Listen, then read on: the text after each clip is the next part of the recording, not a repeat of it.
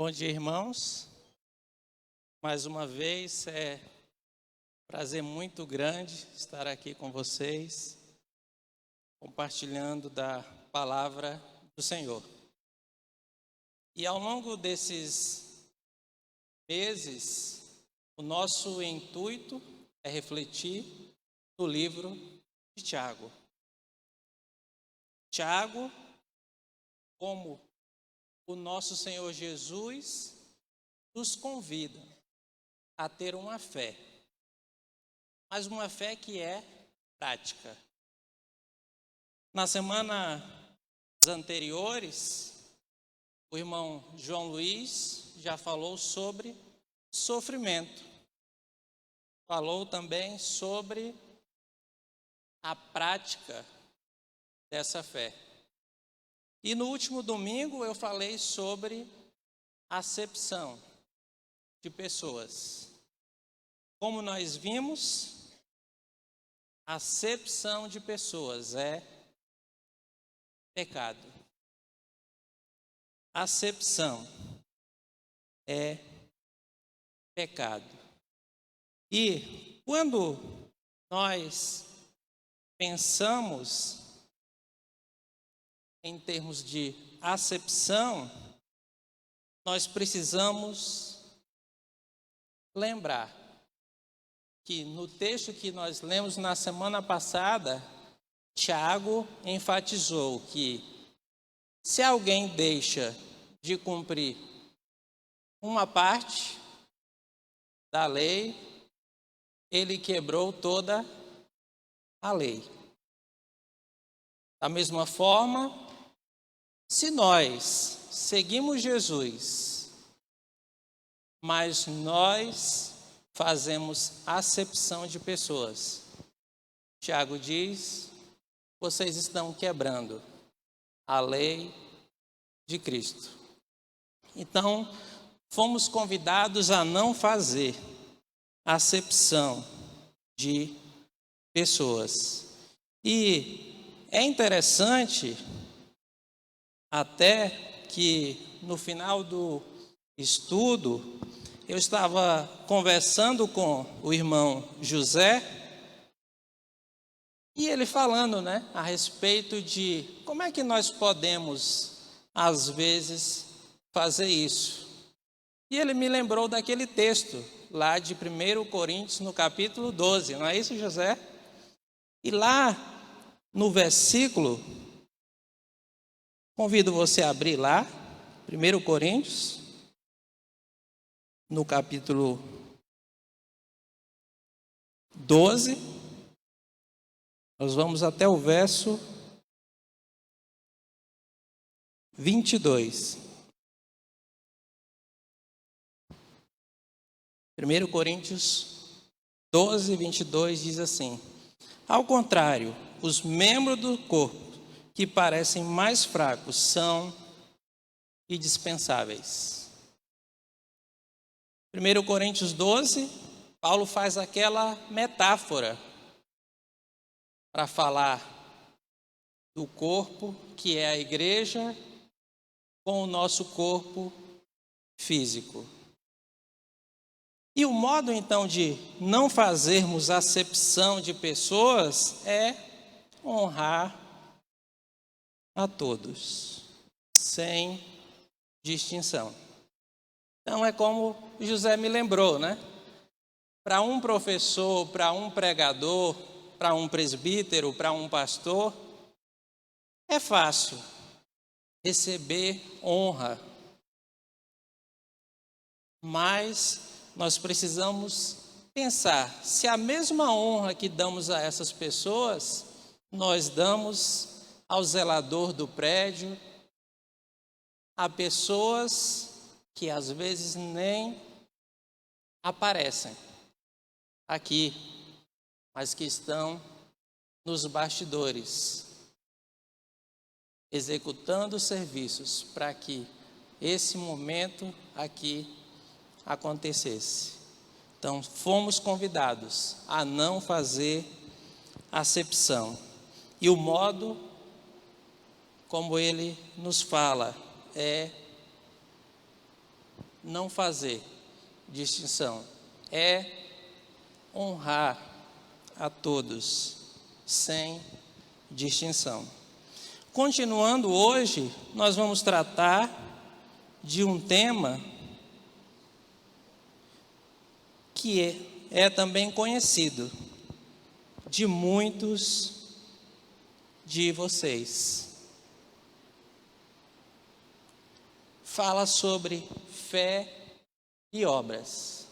E aqui eu só preciso fazer uma rápida explicação. Quando você estudar fé e obras através do livro de Romanos, através de Paulo, Paulo não está em contradição com o que o Tiago vai nos ensinar aqui. Romanos, Paulo vai falar que nós não somos merecedores. Paulo vai dizer que é mediante a graça que nós recebemos a salvação. Então, no contexto do livro de Romanos, Paulo nos ajuda a entender aquilo que Jesus disse, de que é impossível o camelo passar pelo buraco de uma agulha. E os homens até tentam, né? Lembra que eu já contei aqui? Alguns pegam o termo grego, aí dizem, né, que a palavra lá não era bem um camelo, né? Era uma linha que era mais grossa, né? Mas com esforço passa. Outros vão dizer, né, também que esse não era camelo, mas outra palavra que se referia a uma porta pequena, né, que existia em Jerusalém, onde as pessoas tinham que passar a baixada. Mas a maioria dos eruditos, dos manuscritos, trazem o mesmo termo grego, camelo. E nós que fazemos essa leitura do Gênesis ao Apocalipse, nós compreendemos que é humanamente impossível o camelo passar pela agulha. Mas Jesus pode fazer. Jesus transformou poucos peixes e pães em quantidade suficiente para alimentar multidões. Jesus ressuscitou mortos. Então, o que Jesus não pode fazer? Jesus pode fazer. E lá a lição é essa. Paulo diz, não é obra que vai colocar você na condição de aprovação, de merecedor da graça. Não somos merecedores. No próprio texto que o irmão Nonato leu hoje, durante a ceia, fica claro o quanto nós não somos merecedores. Então, não há contradição. Paulo diz que as obras não são a razão da nossa salvação. A razão da nossa salvação é Jesus. E Tiago vai agora nos ajudar em termos de entender fé e obras. E o ponto principal do texto, agora que se encontra do verso 14 até o final do capítulo, é esse. A fé que se acomoda deixa de ser fé. Então, durante toda a nossa lição hoje, guardem esse ponto. A fé que se acomoda deixa de ser fé. O princípio que Tiago quer nos ensinar aí é de que não há salvação para aqueles cuja fé não se expressa pela obediência. Em outras palavras, nós vamos ver que uma fé que ela não se traduz, que ela não se reproduz através de obediência a Jesus e aos seus mandamentos, não tem valor. Não serve para nada. É inútil. E nesse texto que nós vamos, então, trabalhar melhor agora, fiz 3 divisões que têm sido divisões clássicas de muitos professores, alguns dos quais eu tive, que é o irmão Brian, o irmão Álvaro e a irmã Jaqueline, né? Jaqueline, inclusive, escreveu esse livro, que é sobre o livro de Tiago. Trabalhou com muitas mulheres, né? Mas também em escola dominical. E chama-se Praticantes da Palavra, que é a mensagem principal desse livro. Então, baseando neles, né, nesses professores, a divisão que eu tenho proposto para esse texto é, primeiro, do verso 14 até o verso 17, Tiago vai nos dar um exemplo de acomodação. Vamos ler agora o texto que ele nos diz. Tiago, capítulo 2, do verso 14 até o verso 17. Diz assim: de que adianta, meus irmãos, alguém dizer que tem fé se não tem obras? Acaso a fé pode salvá-lo? Se um irmão ou irmã estiver necessitando de roupas e do alimento de cada dia, e um de vocês lhe disser, vá em paz, aqueça-se e alimente-se até satisfazer-se, sem porém lhe dar nada, do que adianta isso? Assim também, a fé, por si só, se não for acompanhada de obras, está morta. O princípio que Tiago quer ensinar é: não há salvação para aqueles cuja fé não se expressa pela obediência. E aqui ele dá um exemplo de como essa acomodação na fé pode acontecer. Ele cita o exemplo dos necessitados. E eu pergunto, você já sentiu fome alguma vez? Não é passar fome, quer dizer, se você já sentiu fome. Já sentiu? Às vezes, né, quando até a reunião aqui demora, alguns já estão famintos. Muitos de nós sentimos fome. É natural dos nossos organismos.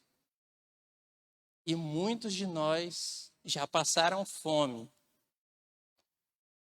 por um contexto social difícil. Muitos, no meio da nossa sociedade, às vezes perto de nós, ainda passam fome. E, em meio à pobreza, é fácil surgir o desejo de cuidar da própria vida. O contexto do livro de Tiago, contexto para o qual ele escreve, eram irmãos pobres e eram irmãos que eram oprimidos. Por outro lado, quando a gente pensa na riqueza, a riqueza e o egoísmo, eles tendem a fazer as pessoas se importarem apenas com elas mesmas. Já ouviram aquele ditado? Olhar para o próprio umbigo.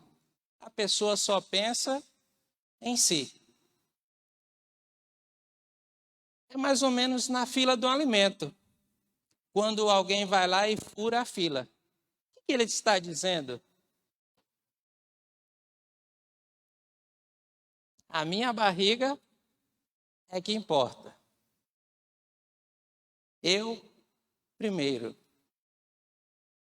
Então, tanto na pobreza quanto na riqueza, é fácil se acomodar.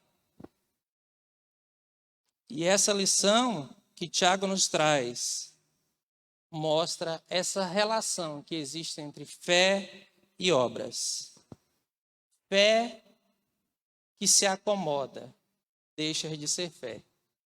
Morreu, é vazia, não vale nada.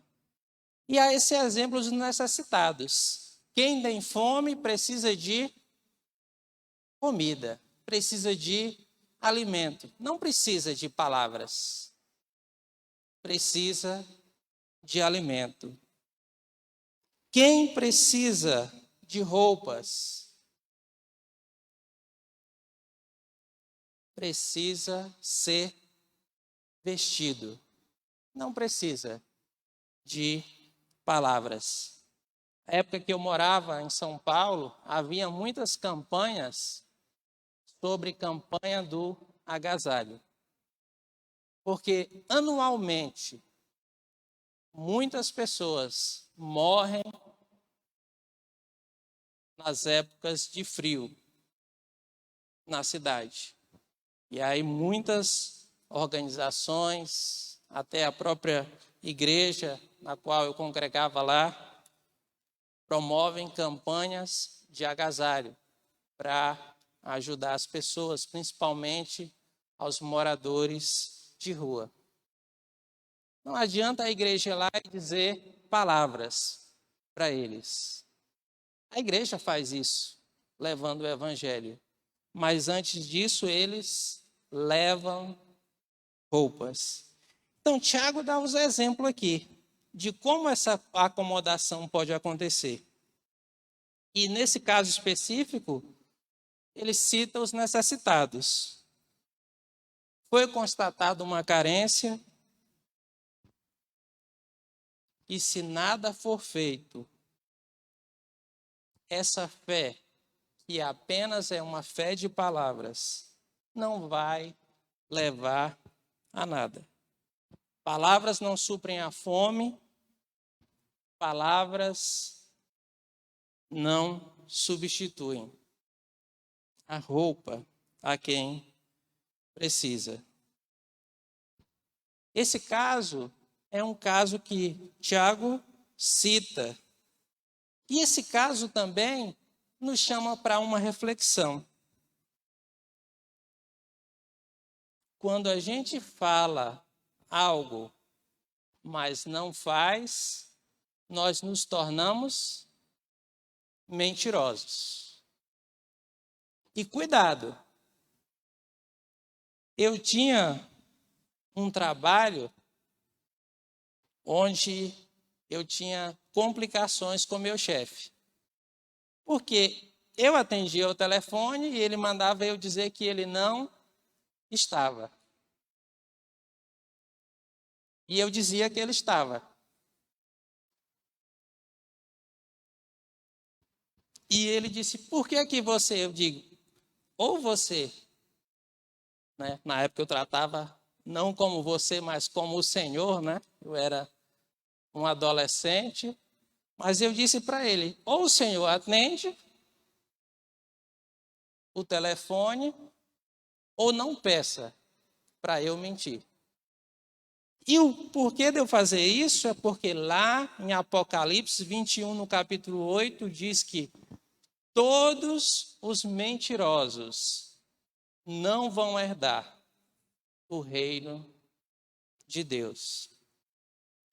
E esse foi um texto que eu até procurei depois no seminário estudar.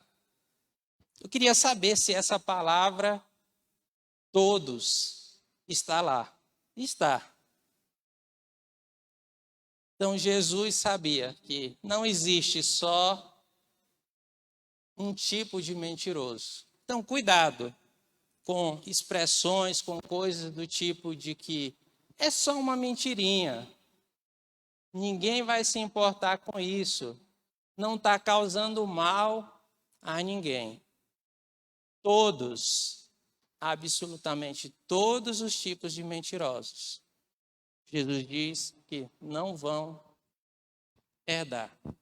Então, cuidado. Se você faz um compromisso com alguém, Jesus diz, seja o seu sim, sim, e o seu não, não. O que passar disso vem de Deus.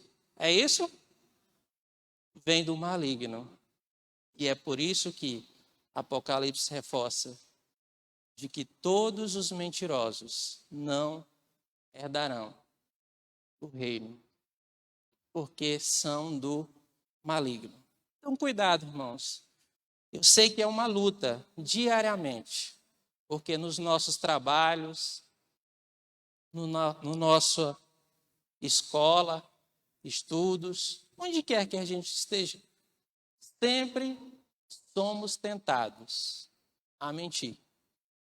Sempre vamos continuar sendo tentados, mas sejamos da verdade. Então ele fala a respeito disso, né? A respeito de falar e agora vem, então, do verso 18 e 19, Tiago vai nos mostrar o desafio contra a acomodação. O primeiro, vamos ler esse texto e logo depois eu vou citar alguns deles. Então diz assim, Tiago 2, 18 até o 19. Mas alguém dirá, você tem fé, eu tenho obras. Mostre a sua fé sem obras, e eu lhe mostrarei a minha fé pelas obras. Você crê que existe um só Deus? Muito bem. Até mesmo os demônios creem e tremem. Então, os desafios que Tiago está nos propondo através desse texto, primeiro, como é que nós podemos mostrar a nossa fé se as obras não estiverem presentes? Felipe, como é que uma árvore é reconhecida segundo Jesus? Pelos frutos. Então, como é que nós vamos mostrar a fé se não tiver obras envolvidas? Esse é o desafio para vencer a acomodação que Tiago nos propõe. Outro desafio que ele nos fala aí, em que a sua fé difere das dos demônios? Em que a minha fé, a fé do Ronimar, se difere da fé dos demônios? Ele explicou aí que eles creem e eles até tremem. Mas o que os demônios não fazem?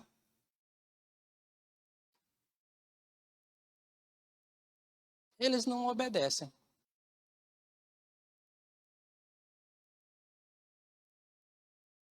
Eles creem, eles tremem, eles têm medo, Se você lembrar de vários episódios em que Jesus expulsou demônios, eles tinham medo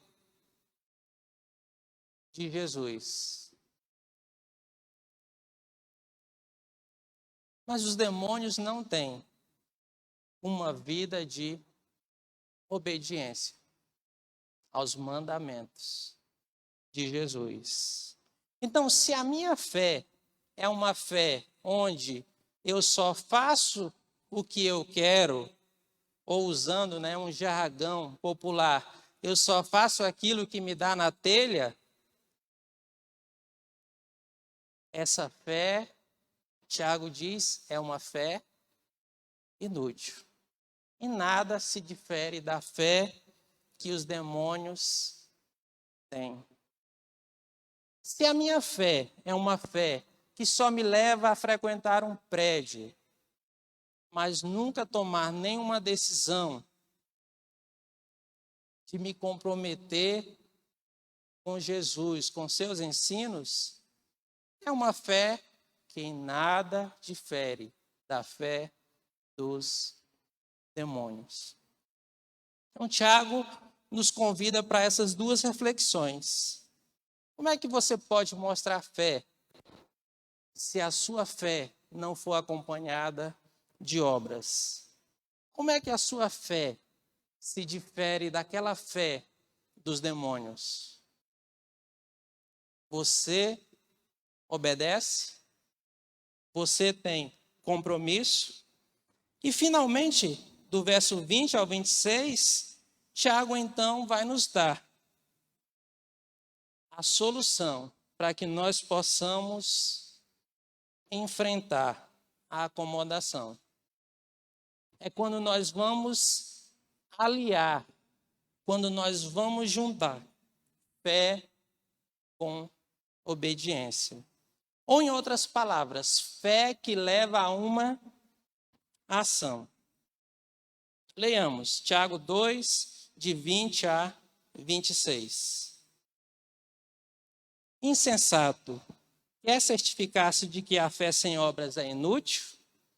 Não foi Abraão, nosso antepassado, justificado por obras, quando ofereceu seu filho Isaque sobre o altar? Você pode ver que tanto a fé como as suas obras estavam andando juntas. E a fé foi aperfeiçoada pelas obras. Cumpriu-se assim a escritura que diz: Abraão creu em Deus, e isso lhe foi creditado como justiça. E ele foi chamado amigo de Deus. Veja que uma pessoa é justificada por obras e não apenas pela fé. Caso semelhante ao de Raabe, a prostituta. Não foi ela justificada pelas obras quando acolheu os espias e os fez sair por outro caminho? Assim como o corpo sem espírito está morto, também a fé sem obras está morta. O princípio aqui é a vida da fé são as ações. Assim como o corpo, aí ele vai dizer, sem o espírito está morto, assim a fé, se não for acompanhada de obras, também está morta. Por isso nós podemos dizer que a vida da fé são as ações. E talvez você lembre de um texto muito conhecido, de Hebreus capítulo 11. Como é que esse texto começa? E qual é o trecho que se repete ali? Pela fé. Não é isso? Pela fé. E aí vai enumerando uma série de pessoas que viveram pela fé. E aí eu peguei alguns verbos que aparecem lá. Versículo 4. Abel ofereceu. Versículo 7. Noé construiu. Versículo 8. Abrão obedeceu e dirigiu-se. Versículo 27, Moisés saiu. Versículo 29, o povo atravessou. Versículo 31, Raabe acolheu. Sugiro que você leia todo esse capítulo, mas o que eu estou querendo dizer aqui? Reforçar esse princípio. A vida da fé são as ações. Fé que não envolve obras é inútil. Fé que não envolve serviço é, como disse um professor, é vagabundagem.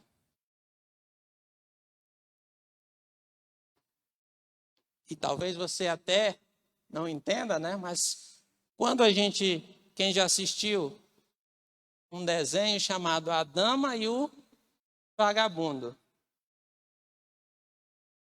Alguém já assistiu? Desenho, né, infantil, mas o vagabundo não quer compromisso, não quer trabalho, quer viver na vida boa, né? E o dicionário define vagabundo como isso, né? Como sendo pessoa alheio a qualquer compromisso. Então, Tiago reforça que fé sem obras é ócio, é realmente nos igualarmos a esse papel. Fé sem obras é inútil, fé sem obras é morta. E aí ele dá esses dois exemplos, né? O exemplo de Abraão, o exemplo de Raabe.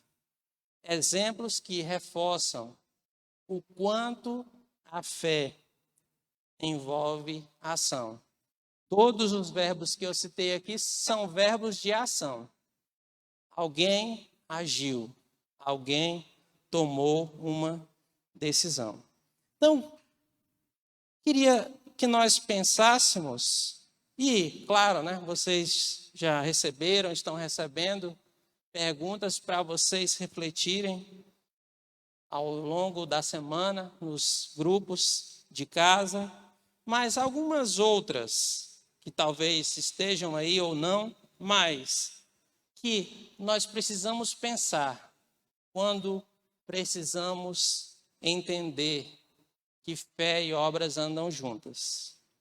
Uma delas é: quais obras sociais que a nossa igreja faz que mostra que ela tem fé?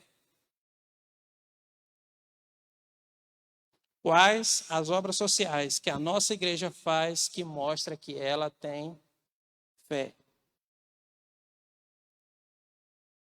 Ministério de benevolência, amor fraternal, ajuda a irmãos enfermos, auxílios. Quais obras sociais que a igreja faz que mostram que ela tem fé? Como é que eu posso parar de apenas usar palavras e posso começar a agir para ajudar as pessoas? Como é que eu posso ter certeza de que a minha fé está viva, que a minha fé está bem de saúde? Qual é a prova objetiva? Quais são as suas obras? E agora, já encerrando, nós precisamos associar o que Paulo disse. Nós não somos salvos pelas nossas obras. Somos salvos pela graça de Deus. Somos salvos pelo sacrifício de Jesus. No entanto, Jesus disse que nós podemos ser seus amigos. E vou pegar o José, né, que tem muitos textos decorados, mas, José, o que Jesus disse a respeito dos amigos dele? O que eles fazem?